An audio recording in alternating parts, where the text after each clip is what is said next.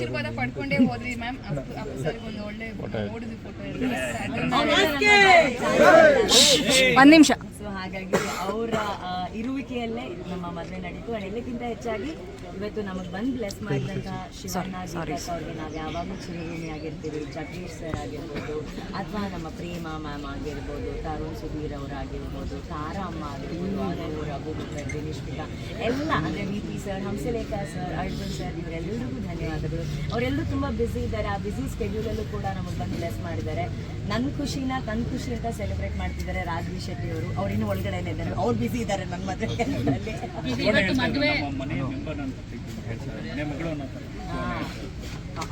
ಅವ್ರು ಹೇಳಿದ್ರು ಅನು ಮದುವೆ ಮಾಡಿಸ್ತೀನಿ ಅಂತ ಹೇಳ್ಬಿಟ್ಟು. ಸೊ ಅವರು ಮುಂಚೆನೇ ಇವ್ರನ್ನ ನೋಡಿದ್ರು. ಇವರಿಬ್ರು ಶಬರಿಮಲೆಗೆ ಒಟ್ಟಿಗೆ ಹೋಗಿದ್ರು ಅಲ್ಲ ರೋಷನ್. ಸೊ ಅವ್ರು ಅವಾಗ ಒಟ್ಟಿಗೆ ಹೋಗಿದ್ರು. ಅದಾದ ನಂತರ ಫಸ್ಟು ನಾನು ಅಣ್ಣನಿಗೆ ಪರಿಚಯ ಮಾಡಿಕೊಟ್ಟಿದ್ದು. ಅಂದರೆ ಇವತ್ತು ಸಾಕಷ್ಟು ಒಳ್ಳೆ ಹೃದಯವಂತರು ಬಂದಿದ್ದಾರೆ.